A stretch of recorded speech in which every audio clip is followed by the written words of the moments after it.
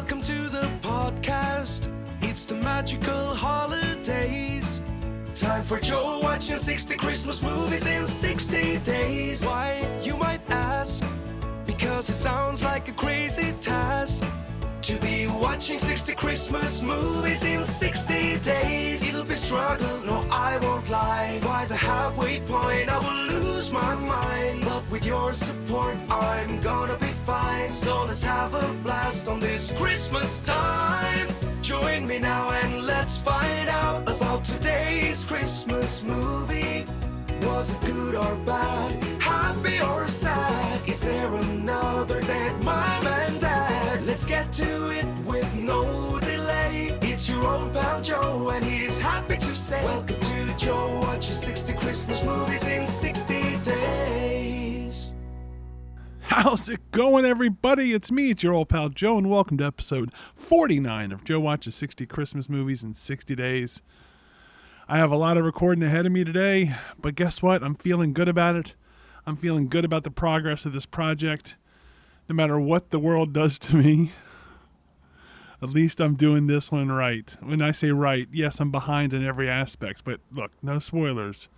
I think it's going to work out okay. So before we talk about today's movie, let's talk about our good friends over at Third Eye Comics. Third Eye Comics, your home for comics, graphic novels, gaming, movies, music, pop culture, ephemera, and candies and snacks and so much more. If you're not sure what I'm talking about, like, wait, you say they have all these things, but I don't really believe that they have all these things. My friend, then I can direct you over to shop.thirdeyecomics.com. That's shop.thirdeyecomics.com.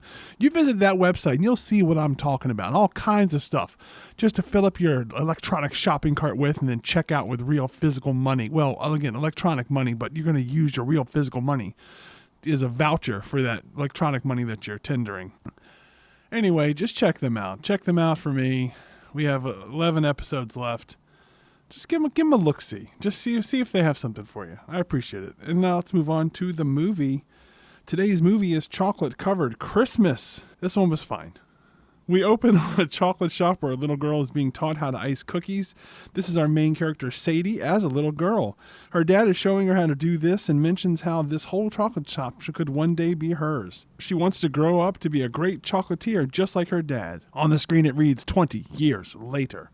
No, sorry, not 20 years later. More specific, 20 Christmases later. We see a grown-up Sadie not in the chocolate shop but in an office. She meets with her boss. The client loves her new ideas, but they want to go with last year's campaign. She assures Sadie that she still did a great job, even if the client isn't ready for her ideas.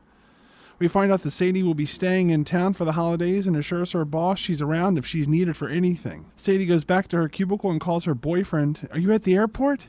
We cut to him and see a slicky boy in a fancy suit among people all dressed all fancy-like. He says no, he's stuck at a work party. He's still in Paris. She asks if he can't just sneak out. Nah, he's got to be around. So is he planning to fly out maybe the next day? Actually, he thinks he's just going to hang there for Christmas. It's actually really nice to be there. She says, but we made plans. In fact, I made my plans because you said you wanted to have Christmas together. He feels bad, but he thinks this is still for the best. He'll give her a call when he gets back to the States. Sadie is sad. Cut to her at home. Her roommate is surprised to see Sadie home so early. She explains to her roommate she's planning on going home for the holidays and also explains that what her boyfriend did. Her roommate is super mad at him. She also talks about the work client not choosing her idea. The roommate says, well, at least they liked it. Sadie says, yeah, but what's the point if you don't win? They laugh. Cut to Sadie being at home with her folks. Sadie finds out her dad is selling the chocolate shop. They're really excited, but she's not. But they explain that they don't want to work forever and they got a good offer on the chocolate shop. But as I said, Sadie's not happy. But they are. They're excited about retirement. Sadie says she can't imagine she can't imagine coming home and not having the chocolate shop, which is called Andor's. Anador's. They said, look, you just have to meet the new owner. He's a good guy. You'll love him. We find out the new owner's name is Alex Mitchell, and he's very nice. Sadie says she'll stop by the shop the next day to meet him. Cut to Sadie hanging out with her hometown friend Taylor. Taylor tries to make Sadie feel better about the shop, but to no avail. Sadie is still upset. She thought she might run the shop one day. Her buddy Taylor points out that her parents might not have known she still wanted to move the shop since she, moved away and all and has another job and such. Are you really willing to move back to take over the store? Sadie's not sure, but she would have liked to have been asked. And they say, well, tell your parents. She says, no, it's too late. Cut to the chocolate shop. Sadie walks in and smiles big. Her dad is there working. Alex isn't in yet. Sadie criticizes Alex's lack of work ethic, and her dad says, he's still learning. But then, just then, in walks Alex. They greet. Oh, I forgot to mention. This is silly, but I didn't note it, and then they mention it again later. So when she was meeting with her buddy, her hometown buddy, what's her name, Taylor, they were at a restaurant getting brunch or some shit. And so they're there having brunch, and then there's a bit where one of them leaves the table first and then waves at the other one goodbye. And then behind her is a guy who she thinks is then waving to her, but he's actually waving to some woman that's meeting him, and that turns out to be Alex. So when Alex walks in, she's now embarrassed because she did the whole awkward, am I waving at you or are you waving at me thing with him at the restaurant in hopes that he doesn't remember.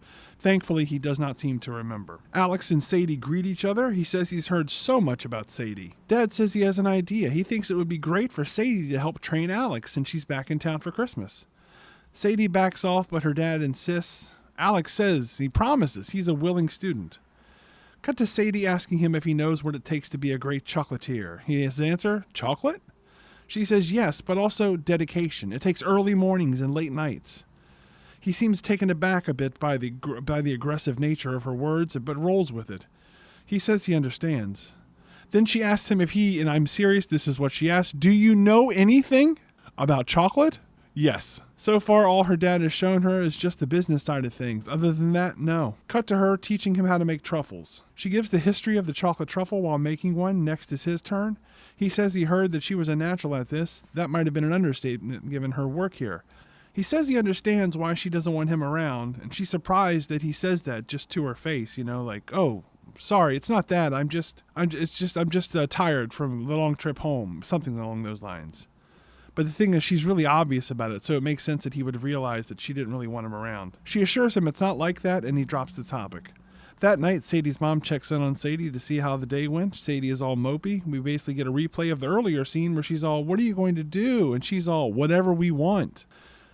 Finally, Sadie understands. She gets how excited they are for retirement. She says she's only been looking at it from her point of view. In fact, she thinks they should have a retirement party to celebrate the big day. Cut to next day. Alex arrives early at the chocolate shop. Today's lesson is toffee. Within moments, he mentions how dark chocolate is his favorite, and she replies, mine too, and they're sharing a moment over which chocolate is their favorite, of which there's only a handful of chocolates. Dark chocolate's my favorite. Oh my God, it's mine as well. Is this a coincidence, or is it destiny? She invites him to come to the retirement party. He says he'll be there, but then he notices the time. He has to run. But he promises her he's 100% committed to chocolate. The next day, he makes something while she figures out what dessert she'll make for the retirement party. She strikes upon the idea of making everyone their own gingerbread house. He says he's always wanted to make one of his own. She says, well, let's do it. Cut to her making gingerbread.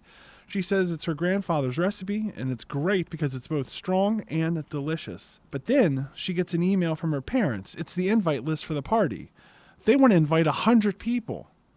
There's no way she can make that many gingerbread houses. Plus, it's not going to fit in her parents' house, which is where she planned to have the party. We see Sadie trying to find a place to hold the party, but no place has an opening, especially this soon. Alex has an idea. Cut to him showing off some big ballroom. She loves it, but there's no way she can afford it. Alex says that's okay. If she wants it, she can have it. He might know a guy who knows a guy.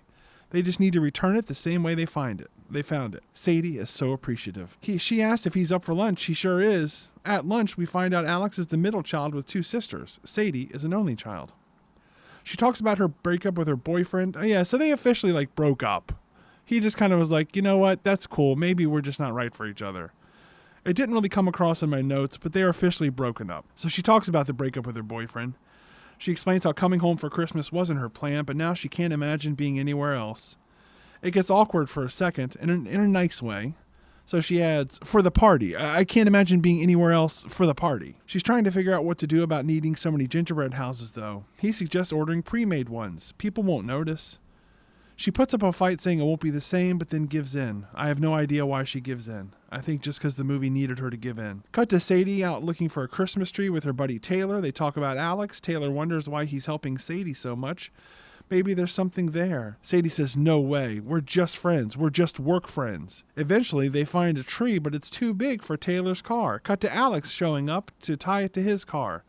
Sensing something between the other two, Taylor excuses herself. This leaves Sadie and Alex to get some hot chocolate and chat.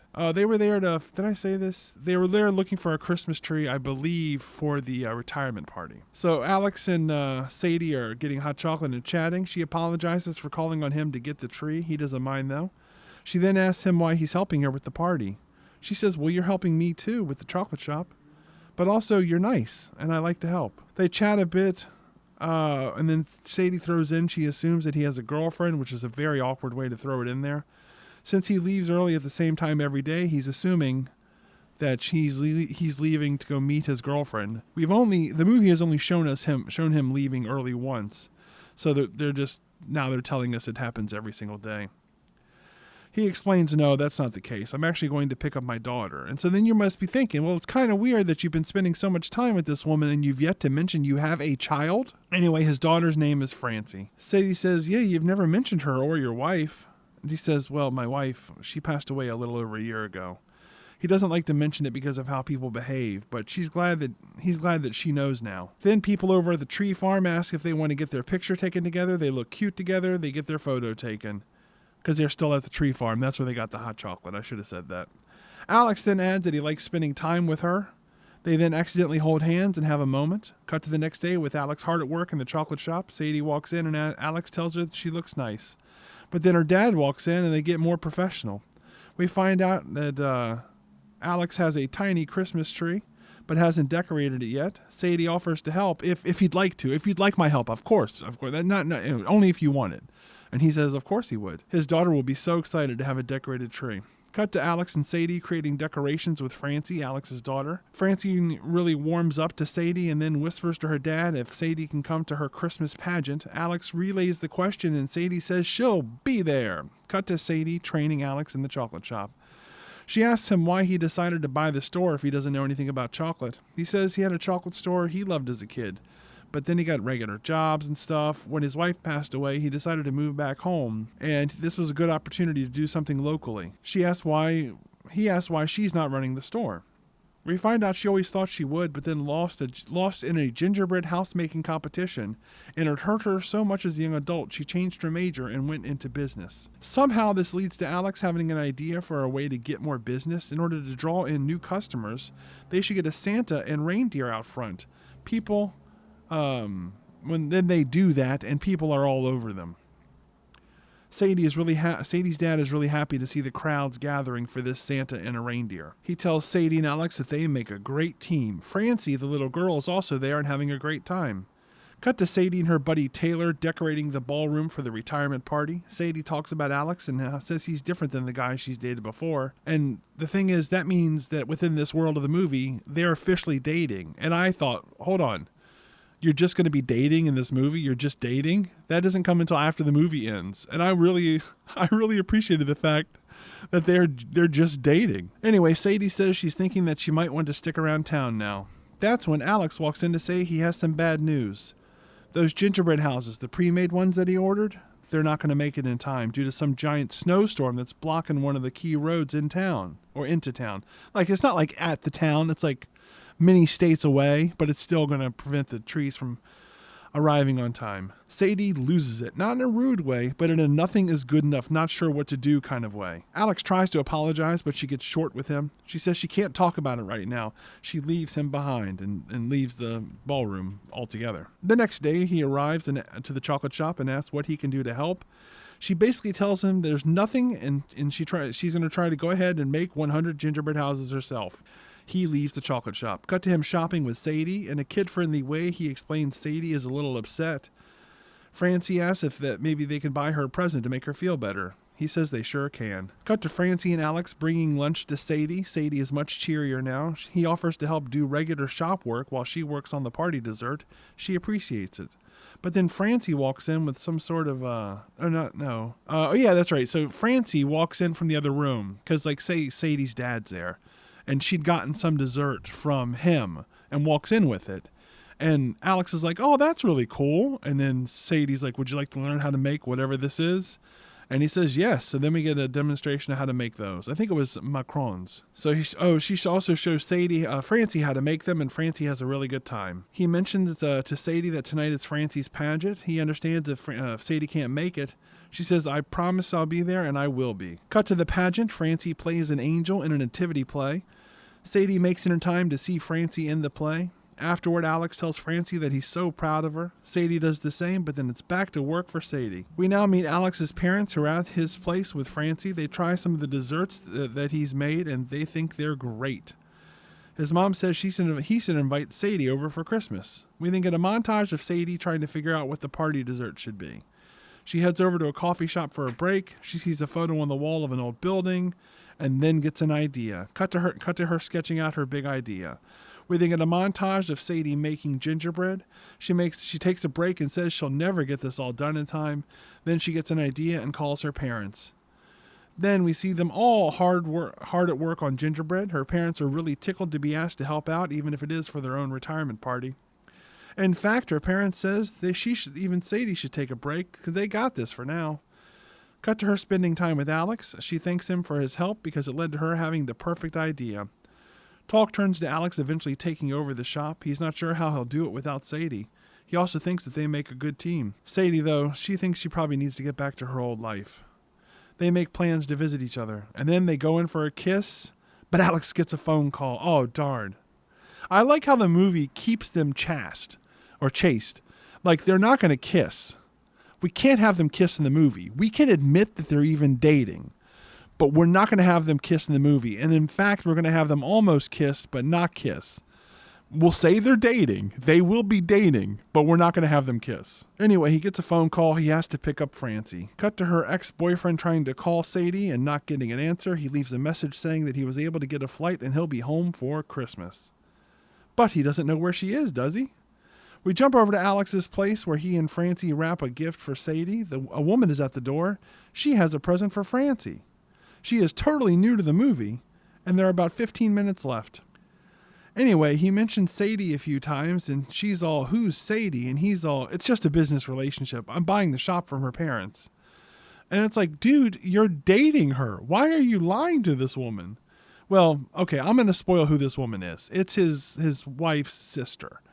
So I guess that he could be not wanting to tell her in case the sister feels bad because he's moving on too fast from his former wife who passed away. But I just think the movie could have been a little more straightforward about that. Anyway, she pushes for more info about Sadie, and he says that he needs to tell her, and she says he needs to tell her how he feels. Mind you, they are dating, because Sadie even says he's different than other guys I've dated. So she tells Alex that he needs to say how he feels. We cut to the outside, where just then Sadie pulls up at Alex's place, and at that exact same moment, Lisa, the woman, the sister, and Alex come out the front door because Lisa's leaving. Alex gives Lisa a big hug, and Sadie makes a face, and she drives off. Cut to the boyfriend leaving another message. Cut to Sadie complaining about Alex to her parents. She runs off the mouth about him and then complains about some of his work ideas instead of complaining about the true thing that that's bothering her. Her dad basically says, look, he can do what he wants. It's going to be his store. This is not the answer that Sadie wants to hear. She's frustrated and goes up to her room. Her mom follows and asks if this is really about his work ideas. That's when Sadie outright tells her mom, no, I found out he has a girlfriend. I even asked him if he had a girlfriend, and he said no. Why would he lie? And her mom says, that doesn't sound like Alex, but Sadie is certain that this is true. Cut to the boyfriend leaving a third message for Sadie. We see Sadie driving as he calls a fourth time. This time he leaves a message saying he wishes her a Merry Christmas, and he sits sad in the dark. Sadie arrives at the chocolate shop. Now, is she getting these messages? Is she ignoring these messages? Sadie arrives at the chocolate shop and finds Alex waiting for her. She says, why didn't you tell me you have a girlfriend? He said, no, I told you I didn't, and I don't. She says, no, I saw you with her. And then he immediately says, no, that was my sister-in-law. Sadie never apologizes for accusing him of this or being wrong. Instead, she just stops being angry at him, and he helps her carry desserts to the car for the retirement party. Eventually, they arrive at the party and finish setting up. The party's not started yet. Once there, they get back to being playful with each other, and she finally unveils her big dessert creation. It's a gingerbread version of Anador's The Chocolate Shop from back in the day. Everyone does a big toast, and suddenly Alex says he can't do this to them. He can't take the store from Sadie. He knows how much the store means to her. After some back and forth, Sadie says that maybe she could be partners with him in more ways than one, and they finally kiss. We jump ahead to the party in progress. Sadie's dad gives a speech. He's so happy to know his dear Sadie's going to come home to run the store. He couldn't be happier. We get scenes from the party, and this goes on a lot longer than needed. Eventually, some carolers finish up singing We Wish You a Merry Christmas, and it cuts to 1 year later. We see Sadie and Alex working with little Francie in the chocolate shop. The end. Here's the thing I didn't like about this movie. That would be the character of Sadie. She's pretty terrible. I do like that the boyfriend never got her attention. I've watched so many movies, and I watched this movie probably about 4 or 5 days ago. And so I'm reading the notes saying, oh, that's right, he's going to show up at the end of the movie. But he never does. He just never gets any answer from her, and he never appears again, which is pretty fantastic when you think about it. But I don't like the character of Sadie. She's pretty nasty, man. She's very selfish and self-centered, and it's like she was wrong about him having a girlfriend. She jumped to conclusions. She accused him of cheating on her or having a girlfriend, however you want to phrase it. And he's like, no, that's my sister-in-law. And she's like, oh, okay. She never apologizes. And then earlier when she's complaining to her parents about this, she goes up to her room to throw a tantrum, basically. And her mom's like, that doesn't sound like the guy that we know. And they know him almost as well as she does, because they knew him before she knew him. And she's like, nope, that's not true. He does have a girlfriend. Anyway, that's the end of this movie. That's the end of episode 49. The MVP, I'm going to go with little Francie. She was a cute little girl. She did good work in this. So that's it for now. Take care. I'll talk to you soon in episode 50, the Big 5-0. Can you believe it? The Big 5-0. Well, we'll talk to you next time when that's a reality. And until then, take care.